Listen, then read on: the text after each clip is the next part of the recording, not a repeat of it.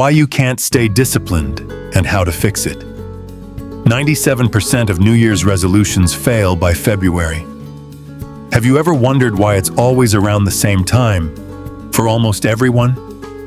It's not laziness. It's not Josh. It's something happening inside your skull that nobody's bothered explaining to you. Not your influencer, not your doctor, not your teachers.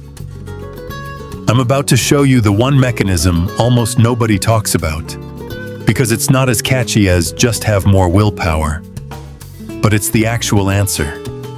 And by the end of this video, you'll understand your own brain better than 99% of people who've ever tried to stay disciplined. Quick gut check. Be honest with yourself. Why can you stay glued to your study table for a mock test under exam pressure, but can't stay off Instagram for even 20 minutes on a normal day? Why can you fast all day during a VRAT without touching food, but can't say no to one extra cup of chai when you're stressed? And the real question, the one most people are too embarrassed to ask out loud, is there something wrong with you? Or is your brain just running code you were never taught to see? Keep that question in your head. We're answering it in the next 40 seconds.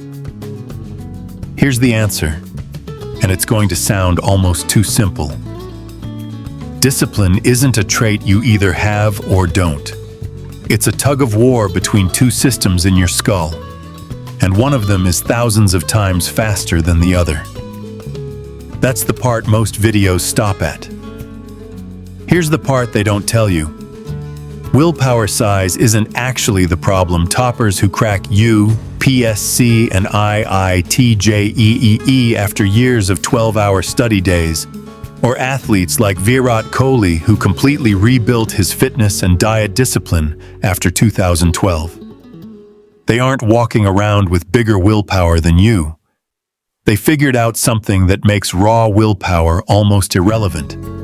And once you see what it is, you'll realize you've been fighting a war you never had to fight. So if it's not about motivation or wanting it enough, what is it? It's about which part of your brain is in control at the moment of temptation. The brain war. Your brain runs two systems that are constantly competing. The limbic system, fast, emotional, built for instant survival decisions. It doesn't care about your exam next month or your weight loss goal. It cares about right now. The prefrontal cortex, slow, logical, future-focused. This is the part that wants the goal, but it's also the part that gets tired first and runs on a limited, refuelable resource, which is why you can say no to fried snacks easily at 9 a.m. and lose to the exact same craving by 9 p.m. after a long day at work or college.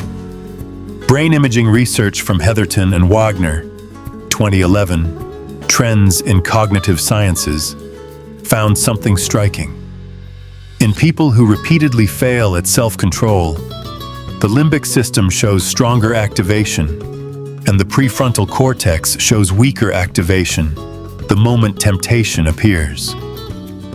It's a measurable difference in brain activity, and it happens fast, faster than your conscious mind gets a vote. You're not slow.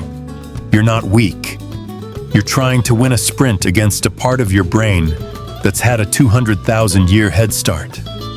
If you've gotten this far, you're already ahead of most people who scroll past self-help reels in the first 10 seconds. Hit like right now. Not for me, for the algorithm. So this actually reaches someone stuck in the exact loop you used to be in. And subscribe, because what I'm about to show you is the actual mechanism elite performers use, and almost no one explains it correctly. The dopamine truth. Here's the part almost nobody gets right, because it gets oversimplified into dopamine is bad. It's not. Groundbreaking research from neuroscientist Wolfram Schultz showed something most people have never heard. Dopamine doesn't fire when you get the reward. It fires in anticipation of it, before you even know what's coming. This is exactly why reels and notifications are nearly impossible to resist. The uncertainty of what's coming next on the feed is the trigger, not the content itself. App design teams use this on purpose. It's not an accident that you just check Instagram for a second and lose 40 minutes scrolling. Now here's the rare insight. Disciplined people aren't suppressing this system. They've hijacked it. Once a behavior becomes a fixed routine, same trigger, same time, same sequence, control shifts from the tired, willpower-burning prefrontal cortex to the basal ganglia, the brain region responsible for automatic habits. This is documented habit loop science, and it's the actual mechanical reason some people seem to have more discipline than you. They don't. They've just outsourced the behavior to a part of the brain that runs on autopilot. You don't have to take my word for it. Look at the receipts. MS Dhoni is famous across Indian cricket for one thing: staying calm under the exact same pressure that makes other players choke. Former teammates and coaches have repeatedly described his pre-match and even his sleep routine as almost identical, match after match, regardless of the stakes. That calm wasn't a personality trait he was born with.